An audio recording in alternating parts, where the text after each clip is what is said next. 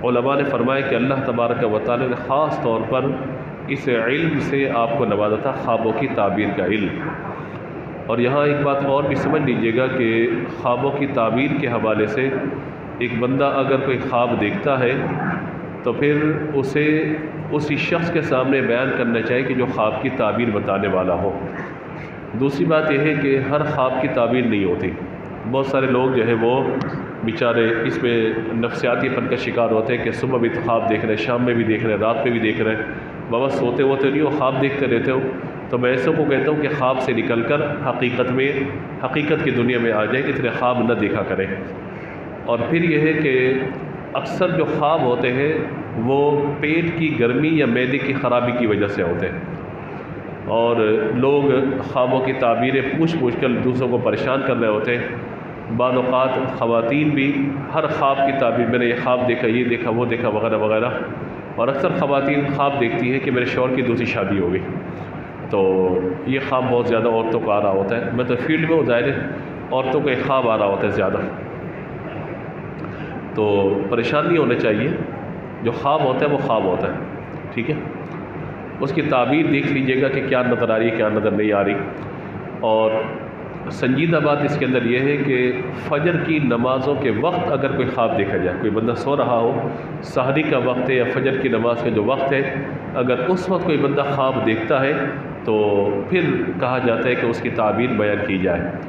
اور پھر یہ ہے کہ ہر بندے کی کیفیت کے اعتبار سے خواب کی تعبیر بھی مختلف ہوتی ہے۔ جیسے امام محمد ابن سیرین رحمۃ اللہ تعالی علیہ کی کتاب تعبیر الرؤیا، یہ پڑھیں تو آپ کو اندازہ ہو جائے گا کہ ایک شخص ہے کہ جو آئے اس کی خواب کی تعبیر کچھ اور ہے، دوسرے شخص آئے تو اس کی خواب کی تعبیر کچھ اور ہوگی۔ بعض اوقات ایک ہی طرح کا خواب ہوتا ہے، ایک کے لیے کچھ اور تعبیر ہوتی ہے، ایک کے لیے کوئی اور تعبیر ہوتی ہے۔ تو لہذا ان چکروں میں نہیں پڑنا چاہیے کہ خواب میں یہ دیکھا تو کیا ہوگا، یہ دیکھا تو کیا ہوگا، یہ دیکھ لے تو کیا ہوگا، نہیں۔ اچھا، جن قریبی عزیزوں کا جب انتقال ہو جاتا ہے نا، بندہ خواب میں انہیں بہت زیادہ دیکھ رہا ہوتا ہے، یہ نفسیاتی سی بات ہے، فطرت کی بات ہے۔ یہ جس عزیز کا انتقال ہوگا بندہ خواب میں دیکھے گا اسے، کیونکہ یاد اس کی آ رہی ہوتی ہے۔ اور پھر اب تو جدید سائنس یہ بات کہتی ہے کہ جو آپ سوچ رہے ہوتے ہیں نا، جو پورا دن سوچتے رہتے ہیں، خواب میں وہی آپ کو نظر آ رہا ہوتا ہے۔ ایک بندہ اگر کوئی گاڑی لینے کا سوچ رہا ہو نا، جناب دارش صاحب، بینک سے فنانسنگ کروانے کا سوچ رہا ہو، تو خواب میں اسے وہی نظر آ رہا ہوگا، پیپروں پہ میں سائن کر رہا ہوں، ایگریمنٹ لگا رہا ہوں، گاڑیاں دیکھ رہا ہوں، یہ کر رہا ہوں، وہ کر رہا ہوں، بینک سے ڈیل کرنے میں لگا ہوں، تو یہ سارا معاملہ چلتا رہے گا۔ تو جو ہم سوچ رہے ہوتے ہیں وہی ہمیں خواب میں نظر آ رہا ہوتا ہے۔ بہرحال ہر خواب کی تعبیر نہیں ہوتی، یہ بھی ذہن میں رکھیے گا، لیکن خوابوں کی تعبیر بہرحال ہوتی ہے۔ اب دیکھیے یہ دونوں خواب جو ہے بیان کیے گئے، جو حضرت یوسف علیہ السلام کے ساتھی تھے قید میں، کیا دیکھا ایک نے خواب کہ انی ارانی اعصر خمرا، کہ میں شراب کشید کر رہا ہوں، اور وقال الآخر انی ارانی احمل فوق راسی خبزا تأکل الطیر منہ، کہ دوسرے نے خواب دیکھا کہ میرے سر پہ روٹیاں رکھی ہوئی ہیں اور اس میں سے پرندے کھا رہے ہیں۔ نبینا بتاویلہ، اے یوسف آپ ہمیں تعبیر بتائی، انا نراک من المحسنین، ہم آپ کو نیک گمان کرتے ہیں۔ یعنی جیل میں جا کر نیک ہونا، یہ آپ دیکھیے کہ بڑی بات ہے، جیل میں جا کر بھی نیک رہے بندہ۔ قال لا یأتیکما طعام ترزقانہ الا نبأتکما بتأویلہ قبل ان یأتیکما۔ اچھا، حضرت یوسف علیہ السلام تو ظاہر ہے کہ اللہ کے نبی ہیں تو نیک ہی ہے، لیکن ہم اوور آل اگر جنرل بات کریں تو چھوٹا مجرم جیل میں جا کے بڑا مجرم بن جاتا ہے، چھوٹا چور بڑا چور بن جاتا ہے، چھوٹا دہشت گرد بڑا دہشت گرد بن جاتا ہے۔ تو یہ ہمارے یہاں کی جیلوں کا نظام ہے۔ بہرحال یہاں حضرت یوسف علیہ السلام کی صحبت نے انہیں اس بات کو آمادہ کیا کہ وہ حضرت یوسف علیہ السلام سے سوال کریں۔ اب دوپہر کا جو کھانا آتا تھا ان کا، اس کے بارے میں فرمایا لا یأتیکما طعام ترزقانہ الا نبأتکما بتأویلہ قبل ان یأتیکما ذالکما ما علمنی ربی۔ فرمایا جو کھانا تمہیں دیا جاتا ہے نا، وہ تمہارے پاس نہیں آئے گا مگر یہ کہ اس کے آنے سے پہلے میں تمہیں اس خواب کی تعبیر بتا دوں گا، اور یہ وہ علم ہے جو رب نے مجھے عطا فرمایا ہے۔ انی ترکت ملت قوم لا یؤمنون باللہ وهم بالآخرۃ هم کافرون، بے شک میں نے ان لوگوں کے دین کو نہ مانا جو اللہ پر ایمان نہیں لاتے اور وہ آخرت کا انکار کرتے ہیں۔ میں کیا ماننے والا ہوں؟ واتبعت ملت آبائی ابراہیم و اسحاق و یعقوب، میں نے اپنے باپ دادا ابراہیم اور اسحاق اور یعقوب کے دین ہی کی پیروی کی۔ ما کان لنا ان نشرک باللہ من شیء، ہمارے لیے ہرگز جائز نہیں کہ ہم کسی چیز کو اللہ کا شریک ٹھہرائیں۔ ذالک من فضل اللہ علینا وعلی الناس ولکن اکثر الناس لا یشکرون، اور یہ ہم پر اور لوگوں پر اللہ کا ایک فضل ہے مگر اکثر لوگ شکر ادا نہیں کرتے۔ اس سے معلوم ہوا نعمت جو بھی ہونا اس کو اپنا کمال تصور نہ کرے بلکہ اللہ کا انعام تصور کرے۔ ہم سمجھتے ہیں کہ ہم بیٹھے ہوئے تو ہماری وجہ سے سارا نظام چل رہا ہے، ہم ہیں تو ہماری وجہ سے سارا کام چل رہا ہے، نظام چل رہا ہے۔ ایسا نہیں ہے۔ اللہ تبارک و تعالیٰ نے آپ سے بہت عقل مند اور ذہین لوگ پیدا کیے ہوئے۔ اللہ تعالیٰ نے مجھ سے اور آپ سے بہترین فلاسفر، بہترین لوگ پیدا کیے ہوئے۔ یہ اللہ کی مہربانی ہے کہ اس نے ہمارے کاموں کو سیدھا فرما دیا، ورنہ یقینی سی بات ہے کہ ہم سے بہت بڑھ کر لوگ جو ہے اس کائنات کے اندر موجود ہیں۔ یا صاحب السجن اارباب متفرقون خیر ام اللہ الواحد القہار، اے میرے قید خانے کے ساتھیوں، کیا جدا جدا رب اچھے ہیں یا ایک اللہ جو تمام پر غالب ہے؟ اب انہیں دعوت توحید دی جا رہی ہے۔ ما تعبدون من دونہ الا اسماء سمیتموها انتم وآباؤکم، تم اس کے سوا صرف ایسے ناموں کی عبادت کرتے جو تم نے تمہارے باپ دادا نے خود ہی بنا لی ہے، تلاش لی ہے۔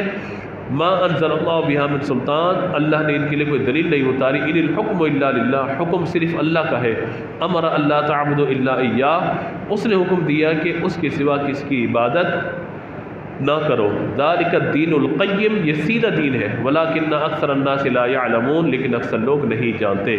یا صاحب السجن اما احدکما فیسقی ربہ خمرہ، اب خواب کی تعبیر، یعنی پہلے انہیں نصیحتیں کی، اسی لیے علماء نے فرمایا اگر کوئی بندہ کسی عالم کے پاس آئے کوئی مسئلہ پوچھنے کے لیے، کسی عالم کے پاس آئے تعبیر پوچھنے کے لیے، کسی عالم کے پاس آئے اپنا روحانی مسئلہ لے کر کے مجھے وظیفہ بتا دے، تو ایک عالم کو چاہیے کہ وظیفہ بھی بتائے، تعویذ بھی دے اور خواب کی تعبیر بھی بتائے، شرعی مسئلہ بھی بتائے، لیکن ان حالات کو سامنے رکھتے ہوئے کچھ نہ کچھ نصیحت بھی اس کو فرمائے، نصیحت بھی ضرور کرے کوئی نہ کوئی، کیونکہ اب وہ آ گیا ہے، لازمی وہ آپ کی بات کو سنے گا۔ جب بات سننا چاہتا ہے وہ تو لہٰذا کوئی نہ کوئی نصیحت بھی اسے ضرور فرمائے۔ نصیحتیں ہو گئی، اب دیکھیے فرمایا اے میرے قید خانے کے دونوں ساتھیوں، اما احدکما فیسقی ربہ خمرہ، تم میں سے ایک تو اپنے منصب پہ دوبارہ چلے جائے گا اور بادشاہ کو شراب پلائے گا، واما الاخر فیشرب فتأکل الطیر من رأسہ، اور جو دوسرا ہے اس کو سولی دے دی جائے گی، پھانسی دے دی جائے گی اور پھر پرندے اس کا سر کھائیں گے۔ قضی الامر الذی فیہ تستفتیان، اس کام کا فیصلہ ہو چکا ہے جس کے بارے میں تم نے پوچھا ہے۔ جب آپ نے خواب کی تعبیر بتائی نا کہ دوسرے کو سولی چڑھا دیا جائے گا، اس کا سر کھائیں گے، وہ کہنے لگے ہم تو آپ سے مذاق کر رہے تھے، ہم نے تو خواب نہیں دیکھا۔ دوسرا کہنے لگا نہیں ایسی کوئی بات نہیں ہے۔ پھر آپ نے فرمایا قضی الامر الذی فیہ تستفتیان، اب میں نے یہ کہہ دیا ہے نا، اللہ کا فیصلہ یہی ہے، اللہ کا فیصلہ یہی ہے، فیصلہ ہو چکا ہے۔ قضی الامر، فیصلہ ہو چکا ہے۔ الذی فیہ تستفتیان، جو تم نے پوچھا تھا، اب تم نے چاہے مذاق میں پوچھا تھا لیکن اب میں نے تعبیر بتا دیے، تو جیسا میں نے بتایا ہے اللہ تعالیٰ تمہارے ساتھ ویسا ہی معاملہ فرمانے والا ہے۔ وقال الذی ظن انہ ناج من مسکن عند ربک، اور یوسف علیہ السلام نے جس کے بارے میں گمان کیا ان دونوں میں سے وہ بچ جائے گا، اسے فرمایا کہ بادشاہ کے سامنے میرا ذکر کرنا۔ 7 سال آپ کی قید کو ہو چکے تھے اور اب یہ بندہ دوسرا رہا ہو گیا، اس کو ذکر کیا کہ بادشاہ کے سامنے میرا ذکر کر دینا۔ وما انسانیہ فانساہ الشیطان ذکر ربی فلبث فی السجن بضع سنین، تو شیطان نے اسے بادشاہ کے سامنے ذکر کرنے سے بھلا دیا۔ فلبث فی السجن بضع سنین، تو یوسف علیہ السلام کئی برس تک پھر جیل میں رہے، 7 برس پہلے اور 12 برس اس کے 5 برس اس کے بعد، تو کل 12 سال آپ جیل میں تشریف فرما رہے۔ اب جب اللہ تبارک و تعالیٰ کو منظور ہوا کہ اب آپ کو جیل سے باہر ہونا چاہیے، اب بادشاہ نے خواب دیکھا۔ دیکھیے ایک خواب کس کا تھا؟ حضرت یوسف علیہ السلام کا بچپن میں کہ چاند اور ستارے مجھے سجدہ کر رہے ہیں۔ دوسرا خواب کس کا تھا؟ یہ ان قید خانے کے ساتھیوں کا۔ تیسرا خواب اب یہاں ذکر کیا جا رہا ہے۔ اچھا، حضرت زلیخا کے خواب کا یہاں ذکر نہیں ہے قرآن پاک میں، جو یہاں ذکر ہے میں ان خوابوں کا ذکر کر رہا ہوں۔ وقال الملك انی ارى 7 بقرات سمان یأکلن 7 عجاف و7 سنبلات خضر واخرى یابسات. بادشاہ نے کہا میں نے خواب دیکھا کہ 7 موٹی گائیں ہیں جنہیں 7 دبلی پتلی گائیں کھا رہی ہیں. یعنی موٹی گائے پتلی گائے کو کھائے نا، سمجھ میں آتا ہے، پتلی گائے موٹی گائے کو کھا رہی ہے اور گائیں دوسری گائے کو نہیں کھایا کرتی. تو ایک عجیب سا خواب تھا. دوسرا کہا کہ سنبلات خضر و اخرى یابسات، میں نے سبز 7 سنبلات خضر و اخرى یابسات، میں نے 7 سبز بالیاں اور دوسری 7 خشک بالیاں دیکھی ہیں. یہ بالیوں سے مراد یہ جو عورتیں کانوں میں پہنتی ہیں، بالیوں سے مراد یہ ہے جیسے گندم کا کھیت جو ہے وہ لگا ہوا ہے، اس میں جو ان کی شاخیں اوپر نکلی ہوئی ہوتی ہے، جن پہ گندم وغیرہ لگی ہوئی ہوتی ہے اور بھوسے کے اندر جو موجود ہوتی ہے، تو وہ جو ہوا چلتی ہے تو لہراتی ہیں، تو ان کو بالیاں کہا جاتا ہے. یا ایھا الملأ افتونی فی رؤیای ان کنتم للرؤیا تعبرون، اے خواب کی تعبیر جاننے والوں میرے خواب کے بارے میں مجھے بتاؤ. قالوا اضغاث احلام، انہوں نے کہا جھوٹے خواب ہے، یہ جھوٹے خواب ہے. وما نحن بتاویل الاحلام بعالمین، اور ہم ایسے خوابوں کی تعبیر نہیں جانتے. وقال الذی نجا منہم وادکر بعد امۃ انا انبئکم بتاویل فارسلون. اب وہ قیدیوں میں جو بچ جانے والا تھا نا، اسے یاد آیا، او ہو یوسف علیہ السلام کی تو خبر دینی تھی. انا انبئکم بتاویل فارسلون، کہا کہ مدت کے بعد ہے کہ میں اس خواب کی تعبیر بتاتا ہوں، آپ مجھے یوسف کے پاس بھیج دیجیے. حضرت یوسف علیہ السلام کے پاس بھیجیے، میں خواب کی تعبیر پوچھ کے ابھی آپ کے پاس آتا ہوں. یوسف ایھا الصدیق، انہوں نے آ کر کہا اے یوسف، اے صدیق، اے سچ بولنے والے، افتنا فی 7 بقرات سمان یأکلہن 7 عجاف و7 سنبلات خضر واخرى یابسات، کہ ہمارے بادشاہ نے یہ خواب دیکھا ہے جو ذکر ہوا. لعلی ارجع الی الناس لعلهم یعلمون، آپ مجھے اس بارے میں بتائیے تاکہ میں لوگوں کی طرف لوٹ جاؤں تاکہ وہ اس خواب کی تعبیر کو جان سکے. قال تزرعون 7 سنین دأبا، یوسف علیہ السلام نے فرمایا تم 7 سال تک لگاتار کھیتی باڑی کرو گے. فما حصدتم فذروا فی سنبلہ الا قلیلا مما تأکلون، تو جو تم کھیتی باڑی کرو اور جو کاٹ لو اس کو تھوڑا سا کھاؤ اور باقی اسی بالی کے اندر، شاخوں کے اندر موجود رہنے دو. ثم یاتی من بعد ذلک 7 شداد یأکلن ما قدمت لہن الا قلیلا مما تحصنون، کیونکہ اس کے بعد 7 سال ایسے آئیں گے جو اس غلے کو کھا جائیں گے جو تم نے ان سالوں کے لیے پہلے سے جمع کر کے رکھا ہوا ہے، مگر تھوڑا سا بچ جائے گا جو تم بچا لو گے.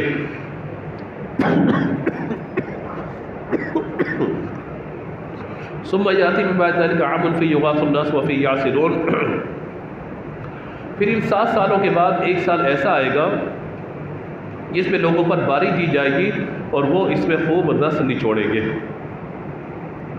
شکریہ.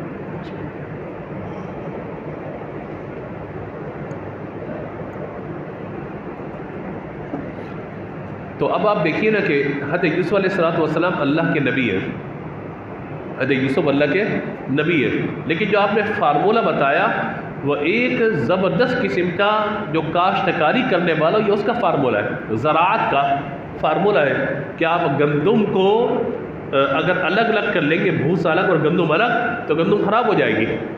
لیکن اگر اس کو اس کے بالوں کے اندر اور اس کی بالیاں جو بنی ہوئی ہوتی ہے اور اس کو پوری شاخ کی طرح آپ رکھ دیں گے، وہ خراب نہیں ہوگی جلدی.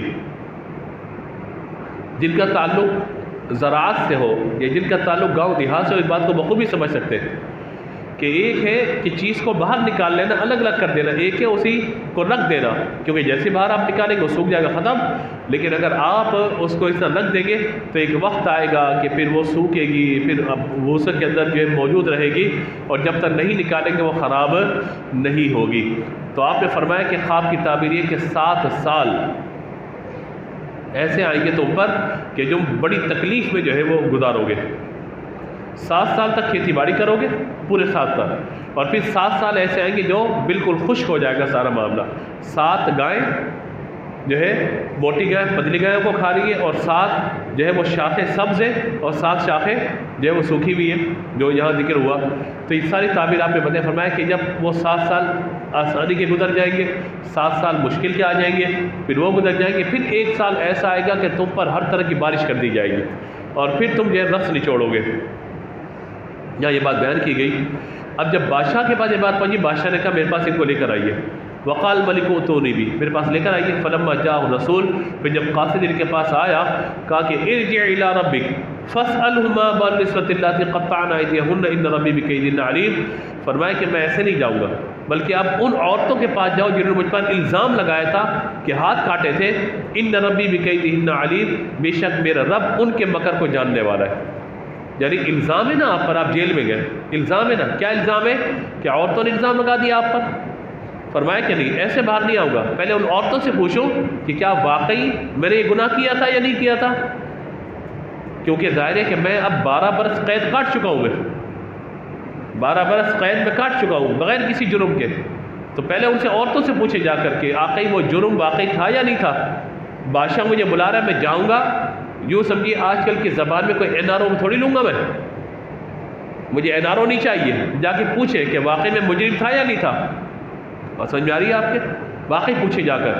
تو پھر کیا ہوا کہ قال ما خطبکن اذ راودتن عن نفسی، پھر بادشاہ نے کہا عورتوں تمہارا کیا حال ہے جب تم نے یوسف کے ساتھ اس طرح کا معاملہ کیا؟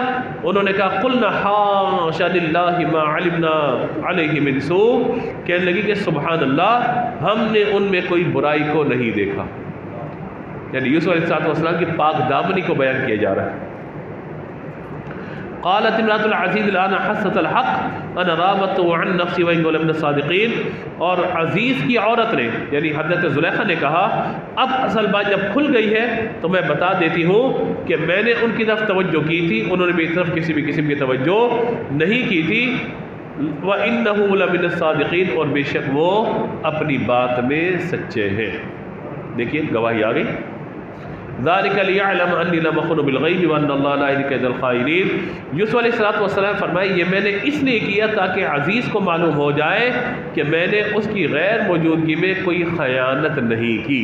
وان اللہ لا یہدی کید الخائنین، اور اللہ خیانت کرنے والوں کا مکر نہیں چلنے دیتا۔ جو دغا بازی کرتے ہیں نا، خیانت کرتے ہیں، چیٹنگ کرتے ہیں، فراڈ کرتے ہیں، آپ نے لوگوں کو دیکھا ہوگا ایسوں کو۔ ہم دنیاوی طور پر اگر بات کریں کہ جو لوگ ایسا فراڈ کرتے ہیں، پیسے لے کے چلے جاتے ہیں وغیرہ وغیرہ، آپ دیکھیں ان پر الزام ہوتے ہیں کروڑوں روپے انہوں نے اٹھا لیے، 5 کروڑ 8 کروڑ 10 کروڑ روپے بھائی یہ لے کے چلا گیا ہمارے۔ اس کی اپنی حالت یہ ہوتی ہے، نہ اپنا مکان ہوتا ہے نہ اپنی گاڑی ہوتی ہے۔ بھائی 10 کروڑ روپے کوئی بندہ اگر کس کے یعنی اس سے 5 کروڑ لیے، اس سے 2 کروڑ لیے، اس سے 5 لاکھ لیے، اس سے 10 لاکھ لیے، جمع کر لیے بہت سارے، تو ہونا یہ چاہیے کہ یہ بندہ خود کروڑ پتی بن جائے۔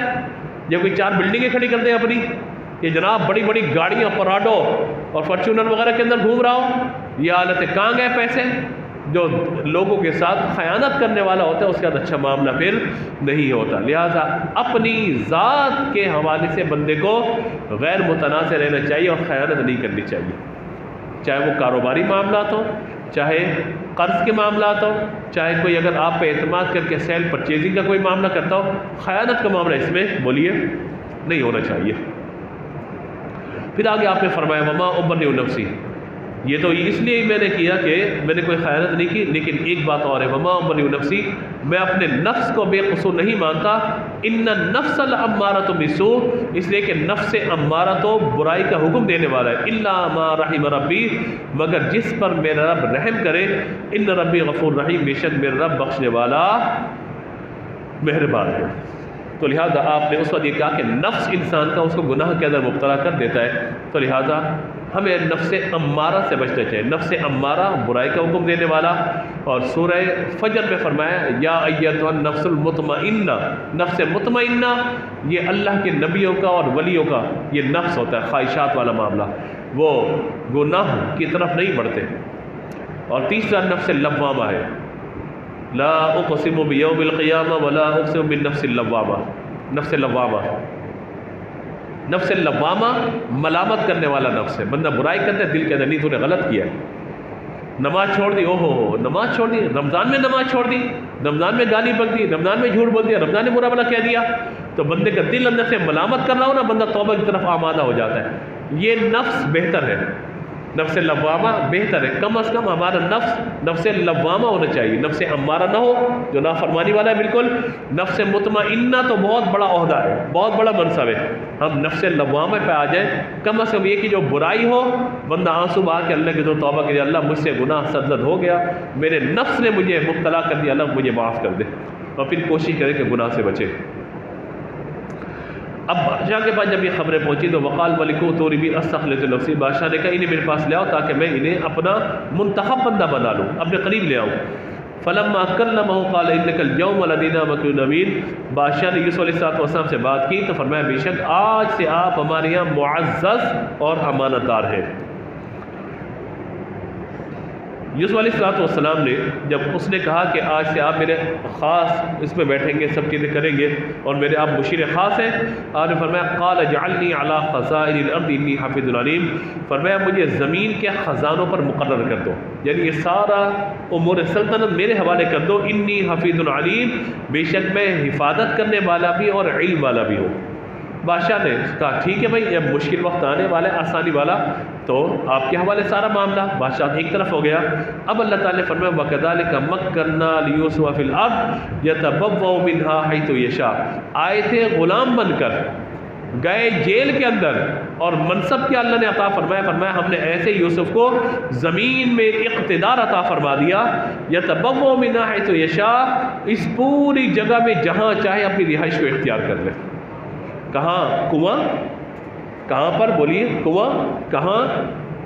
مصر کے بازار کے اندر بیچے جانا، کہاں عبید مصر کا ایک گھر، کہاں قید خانہ، اور کہاں اللہ کی طرف سے بادشاہی عطا فرما دی گئی، بادشاہت آپ کو دے دی گئی۔ اور پھر اللہ تعالیٰ نے فرمایا دیکھیے ذرا، نصیب برحمتنا من نشاء ولا نضيع اجر المحسنین، ہم جسے چاہتے ہیں اپنی رحمت پہنچا دیتے ہیں اور ہم نیکوں کا اجر ضائع نہیں کرتے۔ بات ایسا ہوتا ہے کہ ہم نماز بھی پڑھ رہے ہوتے ہیں، درود بھی پڑھ رہے ہیں، ذکر بھی کر رہے ہیں، قرآن بھی پڑھ رہے ہیں، لیکن مشکلیں آ رہی ہیں، پریشانی آ رہی ہے، آزمائشیں آ رہی ہیں، ہم یہ کہتے ہیں یہ پتہ نہیں کیا ہے، میں تو نماز ہی پڑھتا ہوں پھر بھی مشکل ہے، نماز پڑھو پھر بھی روزی برکت نہیں ہے، نماز پڑھو پھر بھی تکلیفیں آ رہی ہیں، نماز پڑھو پھر بھی ہے۔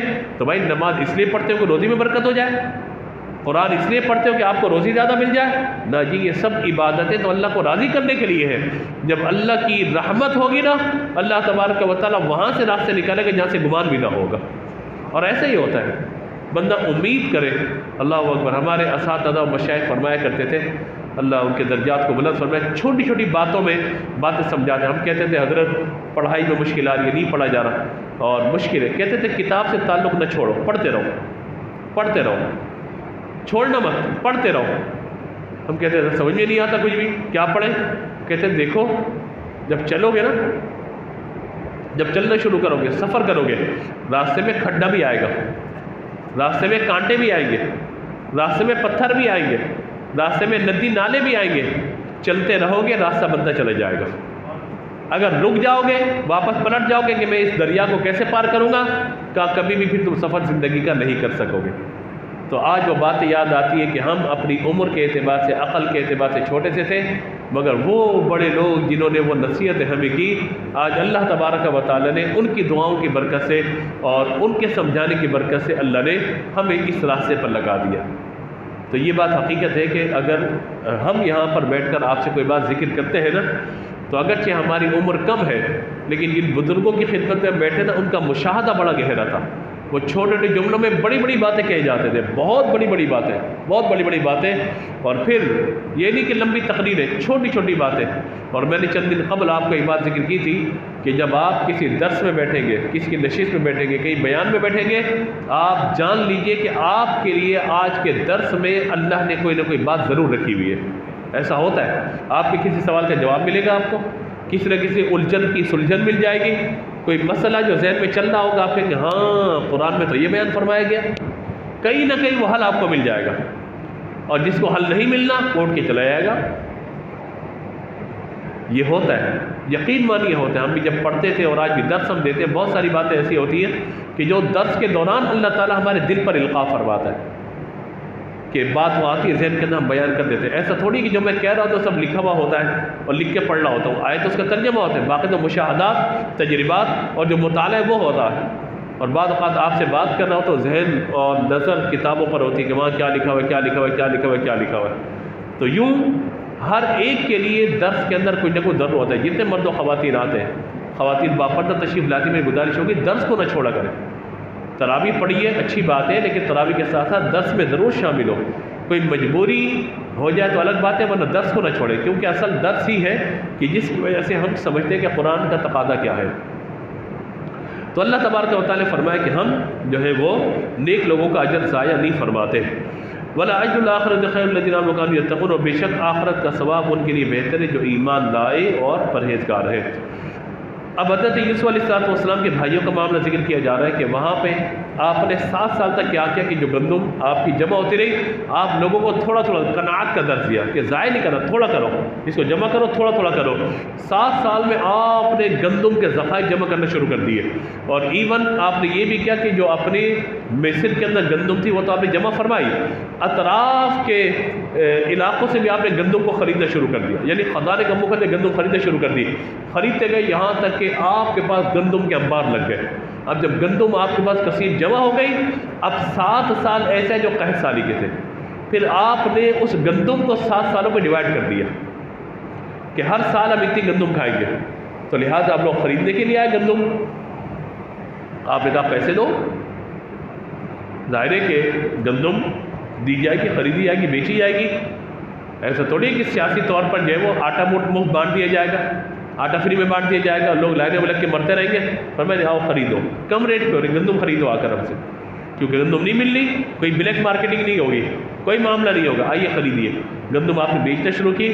اب اطراف کے جو ممالک تھے ان کو اطلاع ملی بھی گندم مل رہی, وہ لوگ لے کر آنا شروع ہوئے یہاں پر. تو لہٰذا آپ کے بھائی بھی گندم لینے کے لیے آئے. جب آپ کے بھائی آپ کے پاس پہنچے تو آپ نے ان سے بہت اچھا استقبال ان کا کیا. آپ جان گئے ان کو مگر وہ آپ کو نہ پہچان سکے, تو آپ نے گندم ان کے حوالے کی, اور جب واپس جا رہے تھے تو آپ نے ان کے حصے کا یعنی ان کے والد کا سامان بھی ان کو دیا, اور ان کے بھائی بنیامین جو حضرت یوسف کے سگے بھائی تھے ان کا حصہ بھی دیا انہیں. جو بھائی آئے تھے وہ بھی, اور ان کا حصہ بھی دیا, والد کا حصہ بھی دیا. اور جو رقم انہوں نے دی تھی نا, آپ نے رقم واپس انہیں دے دی, یعنی ان کے سامان میں چھپا دی. اب یہ بھائی گھر پہنچے, گھر پہنچنے کے بعد جو ہے نے کہا کہ اتنا اچھا بادشاہ ہے اور یہ وغیرہ وغیرہ, اور جب سامان کھولا اس میں رقم بھی موجود. اب حضرت یوسف علیہ السلام نے کہا تھا اگر تمہیں دوبارہ گندم کی حاجت ہو نا, گندم لینے کے لیے آؤ, تو لہٰذا اگر اپنے بھائی کو لے کر آؤ گے تو حصہ ملے گا, ورنہ تمہیں اپنے بھائی کا حصہ پھر نہیں ملے گا. اب یہ اپنے والد سے بات کرتے ہیں, میں خلاصۃً عرض کر رہا ہوں, اپنے والد سے بات کرتے ہیں کہ آپ بنیامین کو بھیج دیں ہمارے ساتھ, اگر آپ ہم پر اعتماد کریں. انہوں نے کہا کہ یوسف کے معاملے بھی تو میں نے اعتماد کیا تھا تم پر, تو کہا آپ اتنی پرانی بات لے کر بیٹھے ہوئے, اس کو بھیجیں. تو کہا کہ میں اللہ کے حکم پہ راضی ہوں, آپ کو روانہ کیا یہاں سے. پھر آپ نے اپنے بیٹوں کو نصیحت فرمائی, اور نصیحت آگے آ رہی ہے. دیکھیے قال لن ارسلہ معکم حتی تؤتونی موثقا من اللہ لتأتوننی به الا یحاط بکم. یعقوب علیہ السلام نے فرمایا ہرگز تمہارے ساتھ اس کو نہ بھیجوں گا مگر جب تک تم مجھے اللہ کا یہ عہد نہ دے دو کہ لتأتوننی به الا یحاط بکم, کہ تم ضرور اسے واپس لے کر آؤ گے سوائے اس کے کہ تم کسی بڑی مصیبت میں پھنس جاؤ. فلما آتوا موثقهم قال اللہ علی ما نقول وکیل.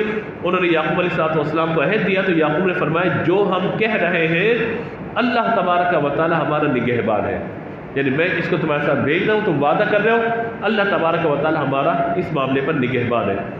وقال یا بنی, اب بیٹوں کو نصیحت کی, اور دیکھیں کتنی پیاری نصیحت ہے. فرمایا یا بنی لا تدخلوا من باب واحدہ وادخلوا من باب متفرقہ. میرے بیٹو اب تم جا رہے ہو نا, اس سے پہلے ایک بات سمجھیے گا. بعض لوگ کہتے ہیں کہ شادی کا معاملہ خاندان بہت بڑا ہے, ایک ساتھ نہیں جانا, الگ الگ ہو کے جاؤ. ایک ساتھ نہ بیٹھا کہ نظر لگ جاتی ہے, ایک ساتھ نہ بیٹھے ورنہ نظر لگ جائے گی. اتنے تم ایک ساتھ بچے ایک ساتھ نوجوان جا رہے ہو خاندان کے بچوں, نہیں الگ الگ ہو کے جاؤ, ایک ساتھ سفر نہ کرو, ایک گاڑی میں نہیں جاؤ, نظر لگ جائے گی. یہ بات کی جاتی ہے نا, قرآن اس کو بیان کرے. دیکھیے ذرا, فرمایا یا بنی, اے میرے بیٹو, لا تدخلوا من باب واحدہ, دیکھو شہر مصر کے اندر ایک دروازے سے داخل نہ ہونا, وادخلوا من ابواب متفرقہ, بلکہ الگ الگ دروازوں سے داخل ہونا تاکہ اس کے حائل نہ لگ جائے. وما اغنی عنکم من اللہ من شیء, میں تمہیں اللہ سے نہیں بچا سکتا. ان الحکم الا للہ, حکم تو اللہ ہی کا چلتا ہے. علیہ توکلت, اسی پر میں نے بھروسہ کیا. وعلیہ فلیتوکل المتوکلون, اور بھروسہ کرنے والوں کو اسی پر بھروسہ کرنا چاہیے. احتیاطی تدابیر اختیار کرنا ضروری ہے. بولیے.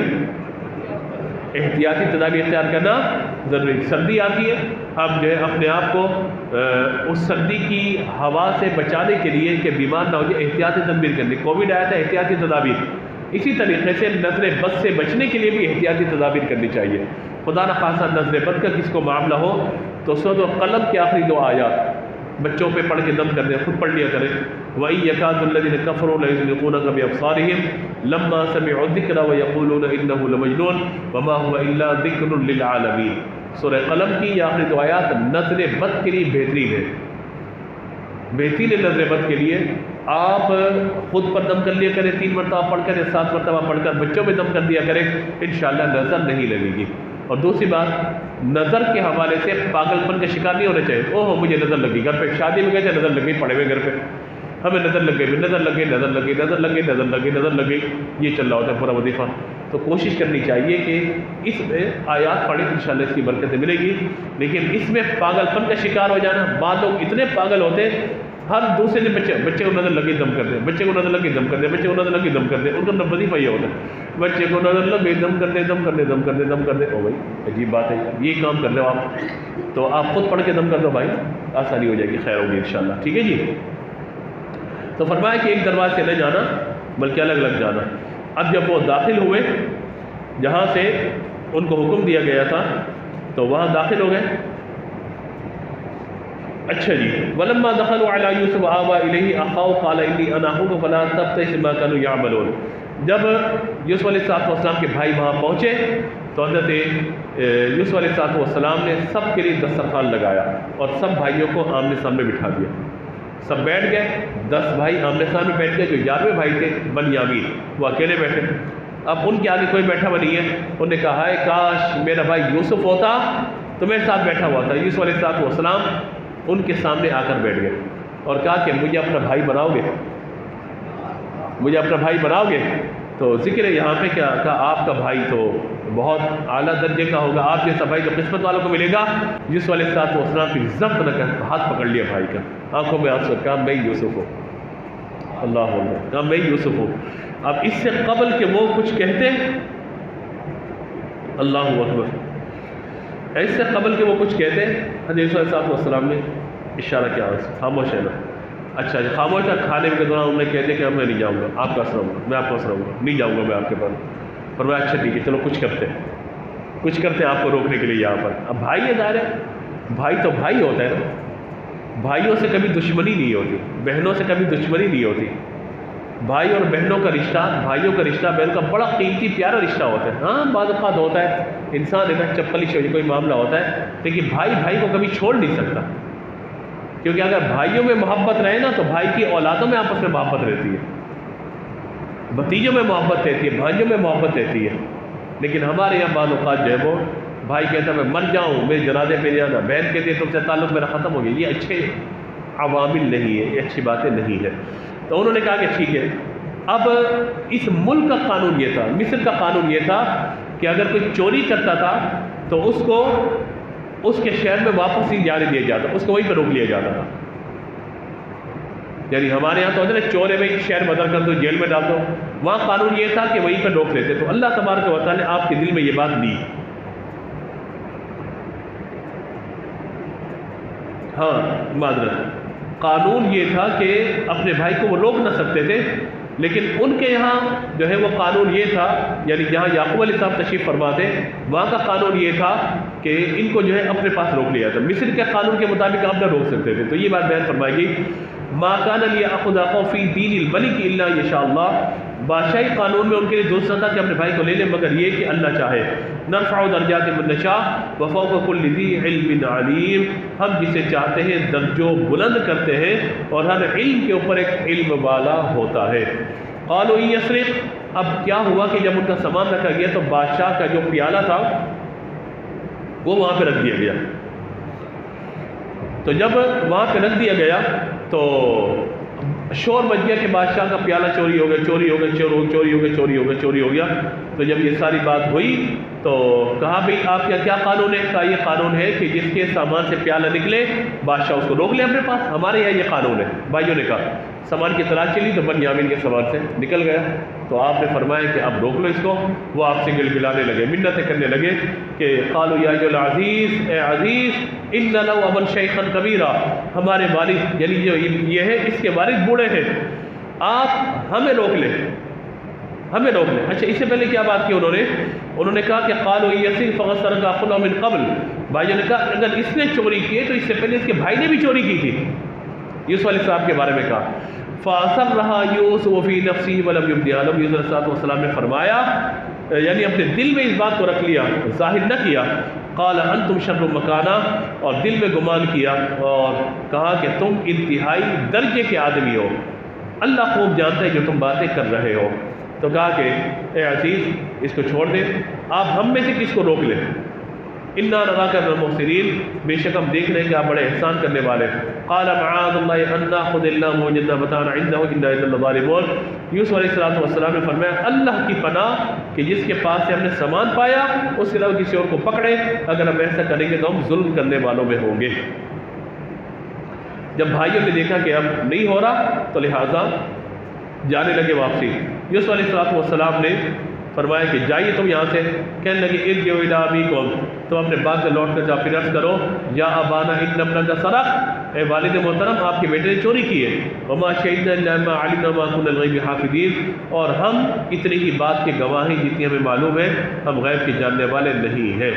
وَاسْأَلِ الْقَرْيَةَ الَّتِي كُنَّا فِيهَا وَالْعِيرَ الَّتِي أَقْبَلْنَا فِيهَا وَإِنَّا لَصَادِقُونَ، اور اس شہر والے سے پوچھیے جس تھے اور قافلے والے سے معلوم کر لی جس میں واپسی ہم آ رہے ہیں، بے شک ہم سچے ہیں۔ یعقوب علیہ السلام نے فرمایا کہ یعقوب علیہ السلام نے فرمایا جو تم بات کر رہے ہو فصبر جمیل، میں صبر کروں گا، عن قریب اللہ ان سب کو میرے پاس لے آئے گا، انہ هو العلیم الحکیم، بے شک وہی علم والا حکمت والا ہے۔ لہذا اب حضرت یوسف علیہ السلام نے جو ہے وہ اپنے والد وغیرہ کو بلانے کے لیے بھیجا کہ آپ آئیے اور میرے والد کو بھی لائیے، سب کو لے کر کے آئیے، اور اب اپنے آپ کو ان پر ظاہر کر دیا۔ تو یہ جب آئے ہیں والد وغیرہ سب آئے ہیں تو بڑا عظیم الشان کا استقبال کیا گیا، تخت لگایا گیا، اس پر جو سب کو بٹھایا گیا، مگر اس سے قبل حضرت یوسف علیہ السلام نے اپنی قمیص روانہ فرمایا، فرمایا میرے قمیص لے کر کے جاؤ اور میرے والد محترم کو دے دو، یہ نشانی ہے کہ میں زندہ ہوں۔ جب وہ قمیص یہاں سے چلی مصر سے تو حضرت یعقوب علیہ السلام نے کہا کہ مجھے جو ہے وہ یوسف علیہ السلام بھی قمیص هذا فالقوه على وجه ابي بصیرہ، کہ میرے والد کے چہرے پر ڈال دو، میرے والد کی آنکھیں روشن ہو جائے گی۔ ولما فصلت العید قال ابی من لا يجري یوسف لولا تفردون، جب قافلہ وہاں سے نکلا تو ان کے والد نے کہا کہ بے شک لأجد ریح یوسف، میں یوسف کی خوشبو پاتا ہوں، اگر تم مجھے یہ نہ کہو کہ میں ان باتوں کو نہیں جانتا۔ لوگوں نے کہا کہ حضرت آپ تو ان کی گفتگو کے اندر ان کی محبت سے گم ہو چکے ہیں۔ پھر ایک خوشخبری سنانے والا آیا، فالقاہ علی وجہ فرتد بصیرہ، جب کرتا یعقوب علیہ السلام کے چہرے پہ ڈالا ان کی آنکھیں روشن ہو گئی، اور آپ نے کہا قال الم اقل لکم انی اعلم من اللہ ما لا تعلمون، میں نے تم سے کہا تھا نا جو میں جانتا ہوں وہ تم نہیں جانتے۔ اب یہ سب یہاں سے چلے، اور ورعف ابویہ علی العرش وخروا له سجدا، اب جب اس نے اپنے یعنی یوسف علیہ السلام نے والدین کو تخت پہ بٹھایا، وخروا له سجدا، اور سب کے سب گر گئے سجدے میں۔ جب سجدہ کیا انہوں نے تو وقال یا ابت ھذا تأویل رؤیایا من قبل، یوسف علیہ السلام نے کہا اے میرے والد یہ میرے پہلے خواب کی تعبیر ہے جسے میرے رب نے سچا کر کے دکھا دیا ہے۔ وقد احسن بی اذ اخرجنی من السجن وجاء بکم من بعد ان نزغ الشیطان بینی وبین اخوتی، کہا کہ بے شک اس نے مجھ پر احسان کیا کہ مجھے قید سے نکالا اور آپ سب کو گاؤں سے یہاں لے آیا، پھر اللہ تبارک و تعالی نے انہیں جو ہے وہ آپ کی زوجیت سے مالا مال فرمایا۔ تو یہ ساری باتیں ہمیں بتاتی ہے کہ بہت ساری مشکلیں ہوں، پریشانیاں ہوں، تکلیفیں ہوں، اللہ تبارک و تعالی راحتیں اور آسانیاں عطا فرما ہی دیتا ہے۔ اور آخری بات، زندگی کسی بھی اعتبار سے گزر رہی ہو، ہم تو دعا کرتے ہیں ربنا آتنا فی الدنیا حسنہ وفی الآخرۃ حسنہ وقنا عذاب النار۔ بعض لوگ کہتے ہیں اللہ ہماری آخرت کو اچھا کر دے، یہ تعلیم اسلام نہیں ہے۔ بعض کہتے ہیں آپ دنیا اچھی ہو جائے، آخرت کا معاملہ دیکھیں، یہ بھی اچھی بات نہیں ہے۔ قرآن نے ہمیں دونوں باتوں کا ذکر کیا کہ ربنا آتنا فی الدنیا حسنہ، دنیا کو اچھا کرو پہلے، وفی الآخرۃ حسنہ، پھر آخرت کو اچھا کرنے کی دعا کرو، اور سب سے بڑھ کے وقنا عذاب النار، آگ کے عذاب سے اللہ تبارک و تعالیٰ کی پناہ طلب کرو۔ تو لہٰذا یہ دعا پڑھتے رہنا چاہیے، ربنا آتنا فی الدنیا حسنہ وفی الآخرۃ حسنہ وقنا عذاب النار۔ دنیا یہ آخرت کی کھیتی ہے، الدنیا مزرعۃ الآخرہ، دنیا آخرت کی کھیتی ہے۔ دنیا اچھی ہوگی، دنیا میں نیکیاں ہم کریں گے، دنیا میں اللہ نے اگر مال دیا تو صدقہ و خیرات ہم کریں گے، صحت اللہ نے عطا فرمائے تو ہم نیکیاں اچھی طریقے سے کر سکیں گے، اور جب اپنی دنیا کی زندگی کو نیکیوں کے ساتھ گزاریں گے، اللہ تبارک و تعالیٰ نے ایمان کے ساتھ ہمیں دنیا سے رخصت فرمایا، موت کے وقت کلمہ نصیب ہو گیا، تو اللہ تبارک و تعالیٰ آخرت ہماری اچھی فرما دے گا۔ تو لہٰذا دنیا اچھی اللہ سے مانگنی چاہیے، آخرت کا اچھا ہونا بھی اللہ سے مانگنا چاہیے، اور آگ کے عذاب سے بھی پناہ طلب کرنی چاہیے۔ حضور کے ایک صحابی ہے جو حضور نے دیکھا کہ ان کی طبیعت خراب ہو رہی ہے، دن بدن کمزور ہو رہے ہیں، پوچھا کیا ہوا؟ کہا کہ میں نے اللہ سے دعا کی کہ جو میرے گناہ یا خطائیں یا جو معاملات ہیں سب دنیا کے اندر ہو جائیں، آخرت میں کوئی میرے پہ معاملہ نہ رہے۔ فرمایا نہیں، یوں نہ کرو، اللہ سے یہ دعا کرو، ربنا آتنا فی الدنیا حسنہ وفی الآخرۃ حسنہ وقنا عذاب النار۔ اللہ کے عذاب کو کون سہ سکتا ہے؟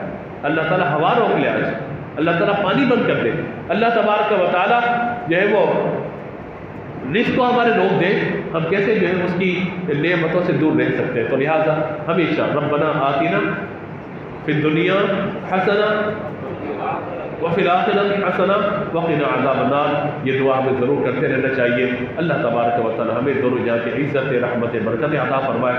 گفتگو میں غلطی ہوئی ہو اللہ کی بارگاہ میں معافی کا طلب کرو، آمین، وآخر دعوانا الحمد للہ رب العالمین۔